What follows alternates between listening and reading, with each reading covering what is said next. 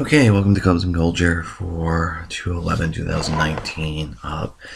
Pitchers and catchers report tomorrow. So this is going to be real baseball is starting back up in like 12 days. Where I can actually watch it. Anyway, we're gonna do. It's a day off, so I'm gonna try to get through several movies today. Best Pictures, but I really want to be done with the Best Pictures before February 24th. Anyway, so we're up to Shakespeare in Love, which is probably the most infamous Best Picture winner. It really does seem to annoy people. That'd be out Saving Private Ryan. One of the things I find. Okay, so let me talk about Miramax first. Miramax and Harvey Weinstein. This is sort of their crowning achievement because they took down a Steven Spielberg film and won Best Picture, and they ended up doing that. And it's really the first race. You had this where Miramax ginned up negative publicity and controversy around Saving Private Ryan being nationalistic or jingoistic, which I actually think that's true. Before that, you never really had negative campaigning, and the negative campaigning was very slight. So if that stuff annoys you, and it does annoy me, because every single year there seems to be trumped up controversies. Like last year, Shape of Water hysterically tried to get hit with a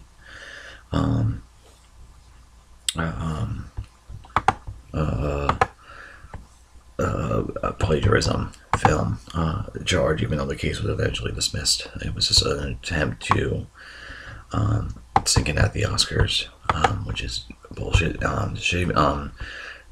That dates back to Weinstein's campaign against Saving Private Ryan, and that really does annoy me. And then I've discussed this before about Harvey Weinstein being an absolute sexual predator, and it bothers me somewhat that he actually has a producing credit on this film.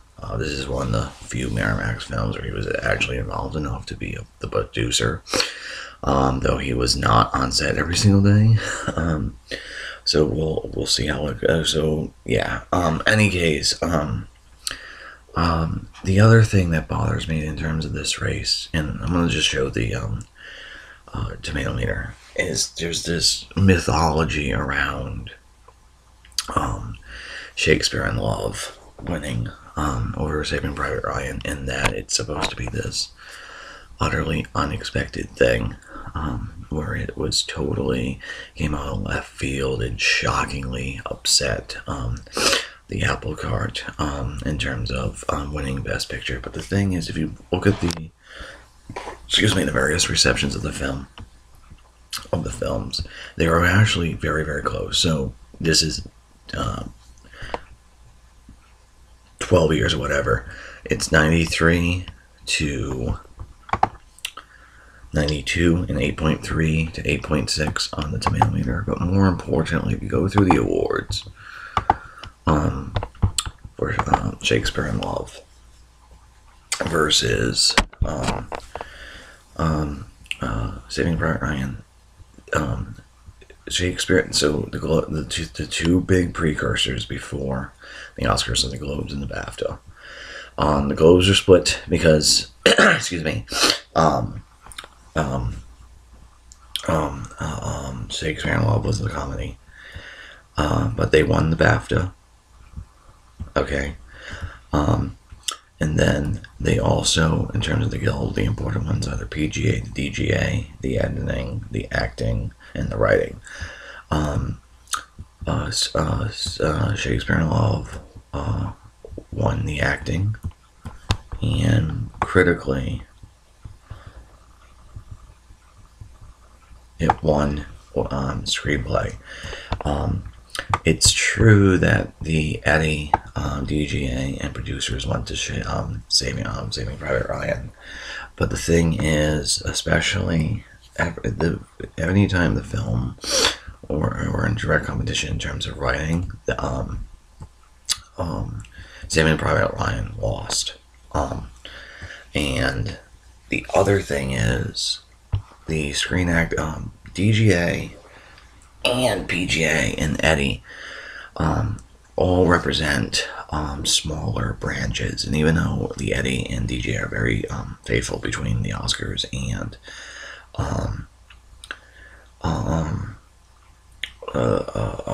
the Oscars and the Guild Awards, the Screen Actors Guild, excuse me, winning something at the Screen Actors Guild is absolutely critical. There's very few Best Picture winners since the Screen Acting Guilds have started, like 10% or something, like five or six, where they are not.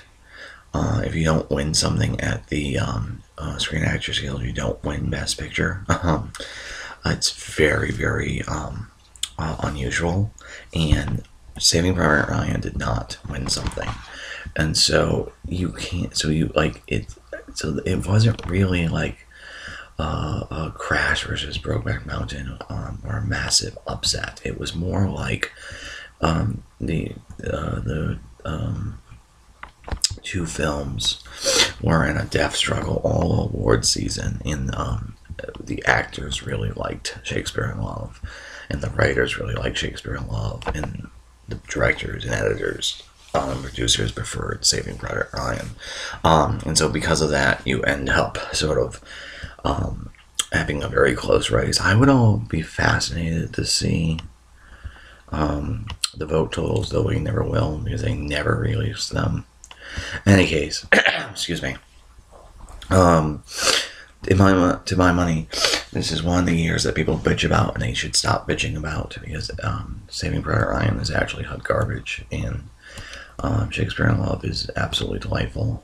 It's a romantic comedy that tells you this story of how William Shakespeare was inspired to write Romeo and Juliet. And like I said, every time I watch this movie, I notice a new sort of thing or joke in the screenplay. So this time I noticed that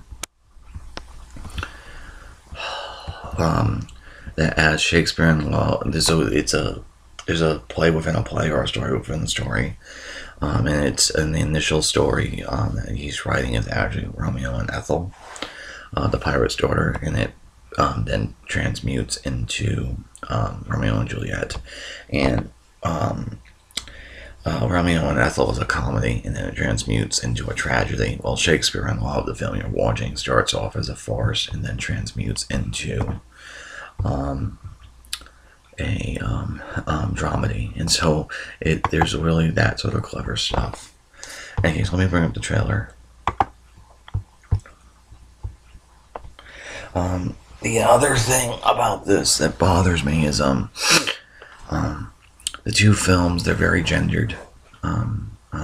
Saving Private Ryan is very much a war film. It's very much a dick flick. And Shakespeare in Love is very feminine, period piece, comedy, romance. And this race seems to just rankle people. And I have to think it's because of how gendered the films are.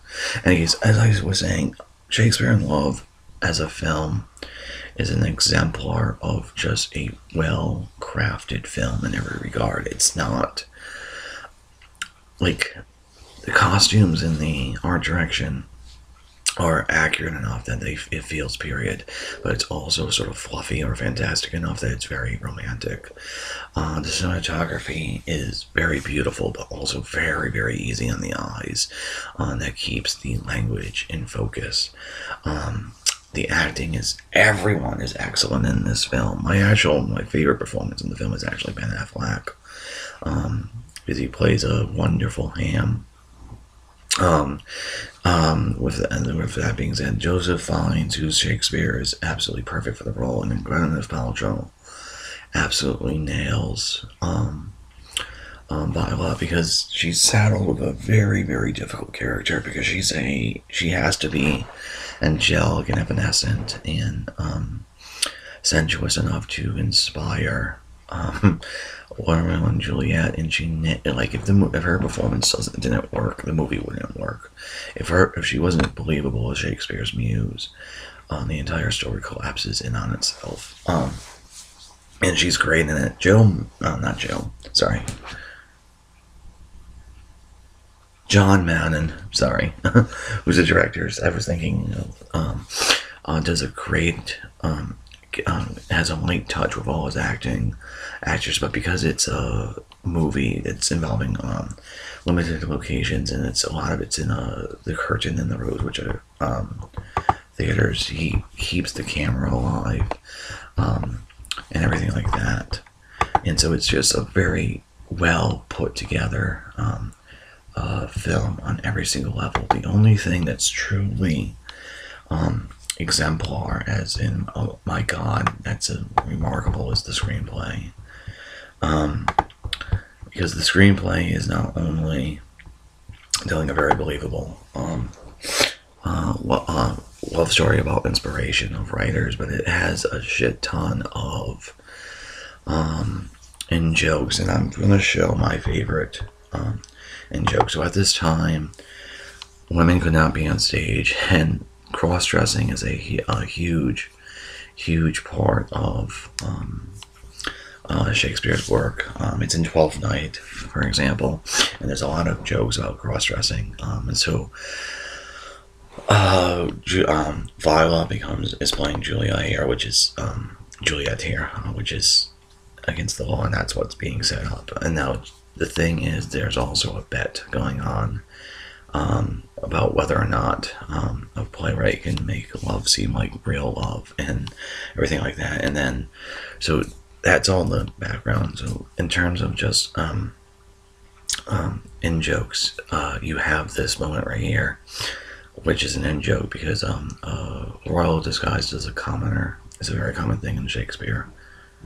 And then you have the play ending, and then you have a play within a play thing, which is also Shakespeare, but you also have the plot ending, and there's the shot I'm talking about. That's the shot I'm talking about. That's absolutely hysterical. Because what happening is there's this writing term, it's called a deus ex machina. The phrase literally means a god in a machine, and it comes from Greek antiquity, because writers routinely wanted to have a certain resolution, so they couldn't think of a way of doing it within the context of the story. So they often had a god descend into this descend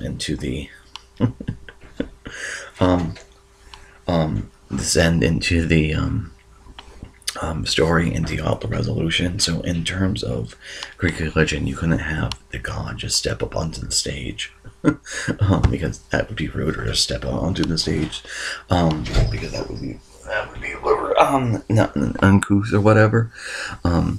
And so they would lower them down with rope, so it's a god and machine, and then they would deal out the resolution.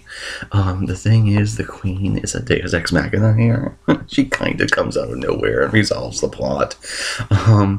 Except she actually is shown literally standing up onto the stage after lowering herself down. It's absolutely hysterical. It's such a great in-joke. But at the same time, like, you get the in joke and you realize it's supposed to be a deus ex machina, but it's actually not a bad one, because you could totally, like, it's totally believable that she's would show up in this way, and it's just a great moment in the film, and it's my favorite joke in any film. I think of all time, but possibly since, at least during, for the 1990s. Like I said, I really like Shakespeare in Love. It's a great film.